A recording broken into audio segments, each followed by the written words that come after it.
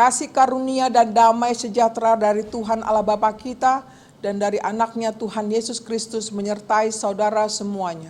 Amin. Shalom inang amang saudara-saudariku yang dikasihi Tuhan Yesus Kristus. Salam jumpa kembali dengan kami. Hendak menyapa kita semuanya untuk bertanya apa kabarnya. Kami berharap kabar inang amang saudara-saudariku dalam keadaan sehat, tetap semangat dan penuh sukacita menjalani kehidupan pada hari ini.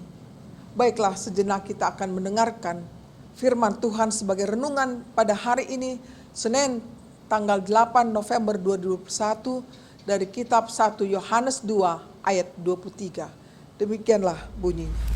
Sebab barang siapa menyangkal anak, ia juga tidak memiliki bapa. Barang siapa mengaku anak, ia juga memiliki bapa. Sekali lagi saya bacakan. Sebab barang siapa menyangkal anak, ia juga tidak memiliki bapa. Barang siapa mengaku anak, ia juga memiliki bapa. Demikian bunyinya. Judul renungan ini menjadi saksi Kristus. Saudara-saudariku yang dikasihi Tuhan Yesus Kristus, kita tentu pernah mendengar kata antikristus, bukan? Kata ini menunjukkan ada sekelompok orang yang menentang kepada Kristus, atau orang-orang yang sengaja mengambil tempat atau posisi Kristus itu sendiri. Inilah yang disebut dengan ajaran yang menyesatkan. Saudara-saudariku, pengertian tentang antikristus sudah lama dikenal atau diketahui oleh jemaat mula-mula yang menerima surat Yohanes. Yohanes di sini memperingatkan umat Tuhan supaya tetap waspada dengan hadirnya ajaran antikristus itu.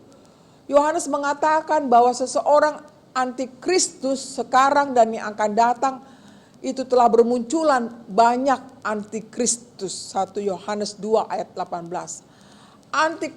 Antikristus itu adalah perwujudan dari perlawanan iblis sepanjang masa terhadap Allah itu sendiri.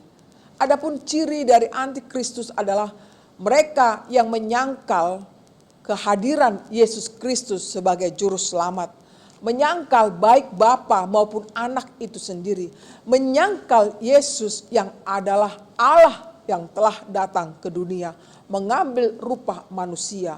2 Yohanes 1 ayat 7.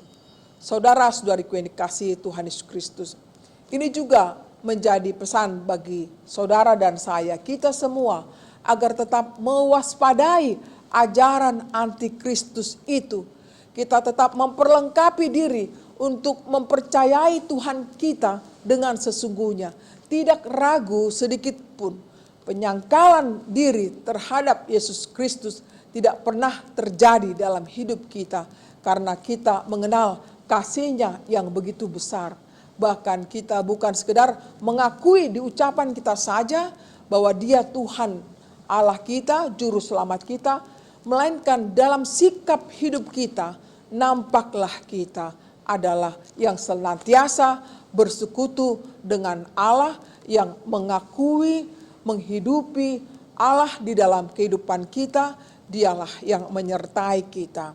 Jadi jauhlah dari kehidupan kita antikristus. Malahan kita sebagai pemberita tentang Kristus yang adalah Tuhan dan Juru Selamat kita manusia. Selamat berkarya, Tuhan memberkati kita semuanya. Amin. Mari kita berdoa. Ya Allah Bapa kami di surga, kami mengucap syukur di mana kami telah disapa oleh firman-Mu yang mengingatkan kami semua untuk kami jauh dari penyangkalan terhadap Engkau ya Allah Bapa kami yang mengasihi kami. Ya Tuhan kami, kiranya kami senantiasa selalu menjadi saksi-Mu dimanapun kami berada. Dalam berbagai ujian-ujian yang besar kami hadapi Tuhan. Tetap kami mengakui Engkau adalah Allah kami, penyelamat kami Tuhan yang senantiasa mengasihi kami. Tuhan, tambahkanlah iman percaya kami kepadamu, agar apapun yang terjadi, godaan-godaan, cobaan, tantangan, ujian, kami dapat menang Tuhan daripadanya. Jauhkan daripada kami menjadi antikristus, tetapi biarlah kami menjadi pemberita Injil-Mu dimanapun kami berada pada saat ini. Berkati kami semua Tuhan, anak-anak-Mu, mulai dari yang masih balita sampai yang sudah lansia. Kiranya Engkau senantiasa memberikan sukacita bagi mereka. Dikala mereka sedang bersedih, Engkau hibur mereka.